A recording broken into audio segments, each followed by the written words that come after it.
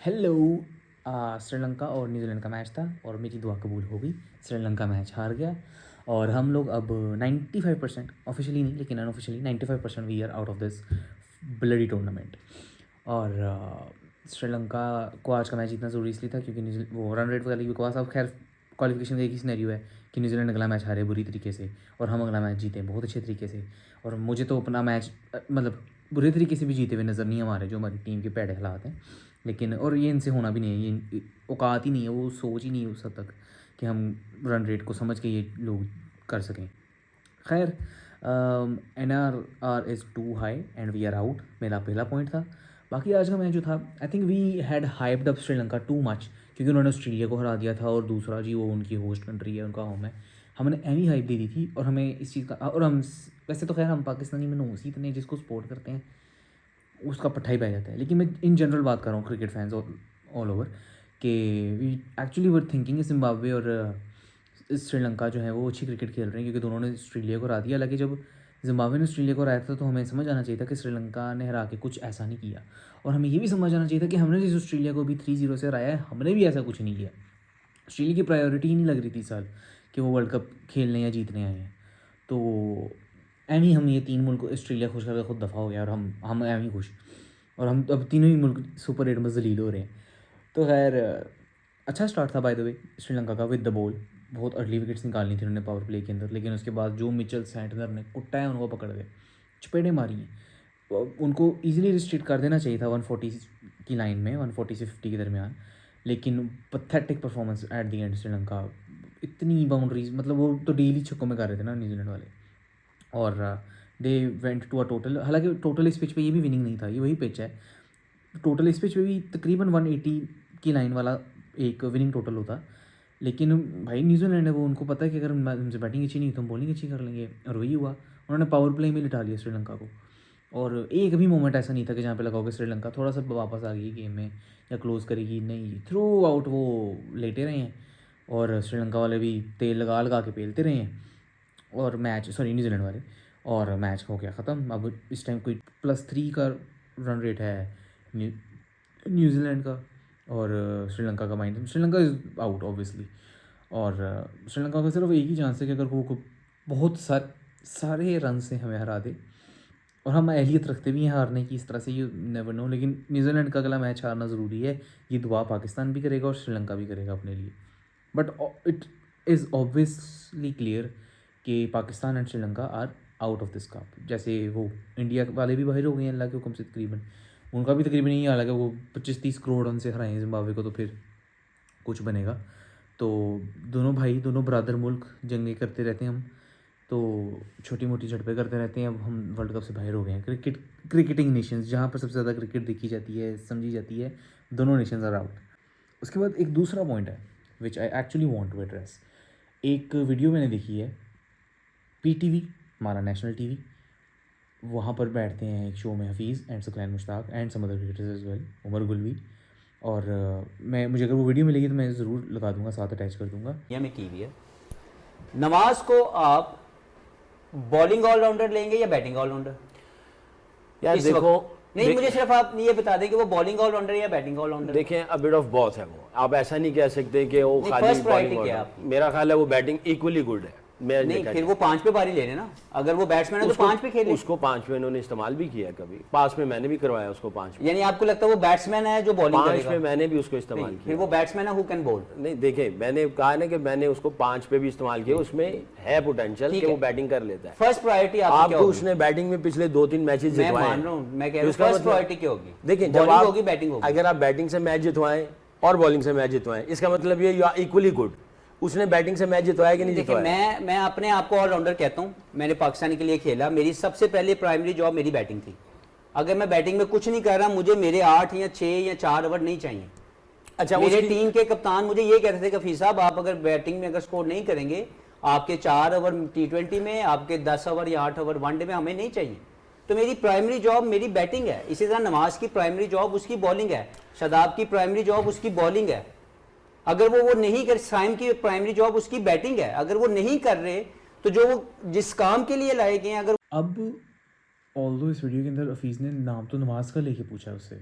अब मुझे नहीं पता कि वो पावे की वजह से चुप थे, लेकिन जो बातें हफीज़ ने जिस तरीके से डिफेंड किया और एंड पे उन्होंने शदाब का नाम भी लिया, तो वो डर तो नहीं रहा होगा सकलैन मुश्ताक से।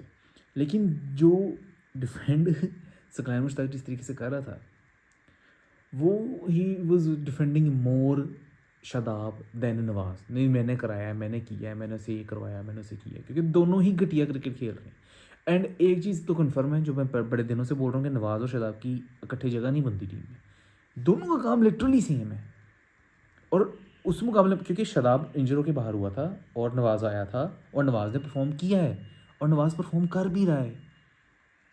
1-2 ओवर गंदे होते हैं, वो दूसरे 1-2 ओवरों में पूरा कर देता है। वो क्या करता है दूसरा लड़का? कुछ नहीं करता। तो सकलैन मुश्ताक इस वीडियो के अंदर शादाब खान को डिफेंड कर रहे हैं, जबकि Hafeez was very obviously telling him कि भाई ये मसला ये है कि सकलैन मुश्ताक इज़ अ, इस बंदे का दिमाग ख़त्म है। ये पता नहीं कहाँ से हमारे सिर पे पड़ गया। I am sorry I am using these words, obviously मैं बाद में बीप लगा दूंगा। मैंने जो एक वादा किया हुआ अपने आप के साथ वो तो नहीं तोड़ूंगा, लेकिन I am so frustrated with these two guys, ये दमाद और सुसर। इतनी बेगैरती यार, इतनी घटिया बेगैरती। वो बंदा डिफेंड कर रहा है कि यार मैंने जुदा आपको खिलाया 5 नंबर में, मैंने जुदा आपको खिलाया है। तुम खिलाते थे बाबे 2022 में उसमें उसको, जब तुम कोच थे, जब तुम ये बकवास बेची तुमने कि कुदरत का निज़ाम है तुम्हारे, तुम ये बकवास तब बेचते थे और तब हम कहते भी थे कि कुदरत का निज़ाम भी था 2022 में, इसमें भी कोई शक नहीं है। हम ये तो बड़ा चर्चा करते नहीं, फाइनल खेले नेदरलैंड ने साउथ अफ्रीका को हराया तो फाइनल खेले भाई, वरना तो बढ़ गए थे, वर्ल्ड कप ही बढ़ गया था वो भी। इसकी तभी करके रख देता पीसीबी। 2022 तक शादाब वॉज एक्चुअली परफॉर्मिंग। मुझे अभी भी वो साउथ अफ्रीका वाला मैच याद है, उस बंदे 50 पता नहीं की थी नहीं की थी, लेकिन उसने 2 दिया था। 20 बॉल में 50 की थी शादाब ने ऑस्ट्रेलिया के ग्राउंड में। 2021 सेमीफाइनल यार 4 विकेट ऑस्ट्रेलिया के खिलाफ ले गया वो बंदा, ही वॉज परफॉर्मिंग। हमें भी यही मसला है, और हमने 2023 का वर्ल्ड कप उसको रगेद दिया, 24 का रगेद दिया कि यार ये शायद कुछ कर ले, शायद कुछ कर ले। वो नहीं कर रहा यार, बायलैटरल सीरीज़ में कुछ खा रहा है वो बंदा, फुल टॉसिंग करा रहा है, लिटरली फुल टॉसिंग करा रहा है। 2022 की पूरी कैंपेन पड़ी है यार, 10 मैच खेले हम लोग, 9 या 10, हर मैच में इस बंदे को 70 रन पड़े, फुल टॉसेस करा रहा है। स्पिनर का काम होता है जी मेन, जो बीच के ओवर्स हैं उनमें आके विकटें निकालना। उसामा मीर विकटें निकाल रहा है उस वर्ल्ड कप के अंदर, शादाब खान साहब से नहीं विकटें निकल रही। फुल टॉस एक स्पिनर का काम है कराना, फुल टॉस यार। फिर चपेड़ी मारनी है रोहित शर्मा जैसे ने या डेरिल मिचेल जैसे ने, कोई भी हो वहाँ पर हिटर होगा। और T20 में तो आपको पढ़नी है। इसके साथ कल वाले मैच में भी यही हुआ है। हैरी ब्रूक ने या जो भी बैट्समैन उस टाइम परफॉर्म कर रहा था, वो जो इसके ओवर में उसको 2 छक्के पड़े हैं, उन्होंने पकड़ कर कोट दिया। जब उस्मान तारिक को लाने का टाइम था, वो कैप्टनसी का तो चलो डिफॉल्ट था ही, लेकिन Shadab was the most experienced bowler उस टाइम पर यार, मोस्ट एक्सपीरियंस स्पिनर, जिसका काम है एक स्पिनिंग पिच के ऊपर बीच में विकटें, स्पिनिंग पिच पे इसके पेश हो रही, एक स्पिनिंग पिच के ऊपर। और हफीज़ वॉज, उस बंदे को मुझे लगता है वाकई किसी ने सही टैग दिया प्रोफेसर का, the way he was so obedient to him, to Saqlain Mushtaq. I swear, और मैं किसी वजह से उस जगह पर नहीं हूँ, लेकिन अगर मैं उस जगह पर होता तो सकलैन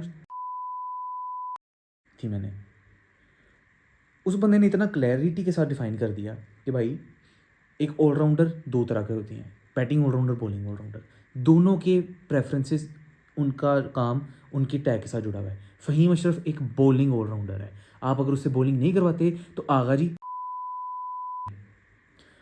अगर आप शादाब खान का काम बॉलिंग ऑलराउंडर है, नवाज़ का काम बॉलिंग ऑलराउंडिंग का है, हफीज़ का काम बैटिंग ऑलराउंडिंग का था। वो बैट्समैन के तौर पे आया था इस टीम में।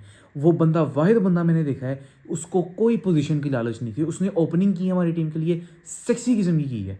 1 डाउन आया रहा है, 2 डाउन आया रहा है, चैंपियंस ट्रॉफी में 3 डाउन आता रहा है, T20 वर्ल्ड कप में 4 डाउन आता रहा है, वो हर जगह चला है। वो बंदा 40 साल का था जब उसने न्यूजीलैंड के खिलाफ 99 नॉट आउट T20 मैच में किया। 40 साल का वो बंदा था। I've seen that video. He literally had tears in his eyes and his beard was white in that game. और वो जाहिर है वो रो क्या करता, 93 चाहिए था आखिरी बॉल पे, उसने छक्का मार दिया, 99 नॉट आउट पे खड़ा था वो। उसके बाद ये बंदा बुढ़ा हराम बकवास करी जा रहा है कि मैंने खिलाया उसको, वो बैटिंग करता है, उसमें पोटेंशियल है। और यार ये देखो, खुदा का खौफ करो यार बाबे, तुमने दाढ़ी रखी है तो तुम्हें लगता है कि सारे तुम्हें दीनी समझेंगे, ये हराम ही कर रहे हो इस टाइम जो कर रहे हो। मशवरा देना भी इमानत होती है भाई। आपके पास अगर कोई बंदा आता है ना कि मुझे मशवरा दें, तो आप या तो अगर आप सड़ते हो ना उससे, तो आप उसको यार मेरे को ना, वरना मशवरा गलत देना ख़यानत की ज़ुमरे में आता है। आप अपने मुल्क की टीम को रिप्रेजेंट करने के लिए जो मशवरा दे रहे हो उसमें खयानत कर रहे हो। Very disappointing, very disappointing. मुझे ये बंदा लेजेंड नहीं लग रहा, आई स्वेयर। हम हर बंदे पर बुछाड़ करते हैं इल्ज़ाम कि ये शोएब अख्तर है, ये इंडिया वालों की तारीफ़ें करता है, ये वसीम अकरम है, ये फिक्सर है, ये मोहम्मद आमिर है, ये फिक्सर है, ये अहमद शहजाद है टुल्लड़, इसको बैटिंग नहीं आती, ये उमर अकमल है, इसने इसको बस टिकटॉक बनवा लो इससे। We do disrespect them and हम बड़े टाइम के बाद रियलाइज़ करते हैं कि हमें ये सारा कुछ एक हद तक अवॉइड करना चाहिए था, क्योंकि हमने इन सारे प्लेयर्स को मेंटली बड़ा तंग किया है। लेकिन सकलैन साहब, आप ये सारा कुछ खुद इन्वाइट कर रहे हैं अपने लिए। अभी तो मैं कुछ नहीं कर रहा हूँ, मैं तो अपने आप को बीप भी कर दूंगा इस सब पे। आई देते हुए रियलाइज़ हो रहा है कि मुझे सारा कुछ नहीं बोलना चाहिए, लेकिन सर आप जैसी इलाज ही नहीं है, इलाज नहीं है। आप लोगों का मसला ही है, वो लातों के भूत बातों से नहीं मानते, वो सही कहते हैं। आप लात के भूत हैं, बल्कि आप भूत हैं।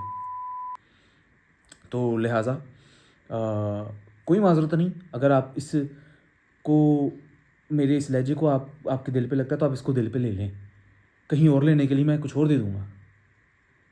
लेकिन this is absolutely shit, ridiculous. आप नेशनल टीवी पे बैठ के, अब मैं ये सारा कुछ सिर्फ इसलिए बोल रहा हूँ क्योंकि इस बंदे ने पब्लिक में आके नेशनल टीवी पे बैठ के एक Hafeez is way more better and greater player than Saqlain Mushtaq, period. पहली बात। दूसरी बात, क्योंकि वो ऑलराउंडर था, he has given more performances, he has won us so many games, champions trophy final मुझे याद है। मैं नहीं हूँ सकलैन मुश्ताक की तरह के बेटी दी हुई है तो फिर उसके उठाई जाऊँ मैं।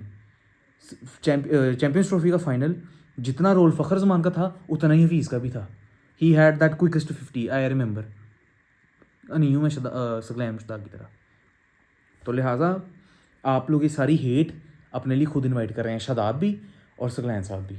इससे अलावा मुझे कुछ नहीं बोलना, मेरी वीडियो वैसी लंबी हो रही है। कल है matches south Africa West Indies का सुबह और इंडिया जिम्बाब्वे का रात को, और आई फील लाइक कि सुबह time West Indies would try to take कि हम जीतें और हम क्वालिफाई करें आराम से, और अगर वेस्ट इंडीज़ जीत गई तो इंडिया इज़ ऑटोमेटिकली आउट।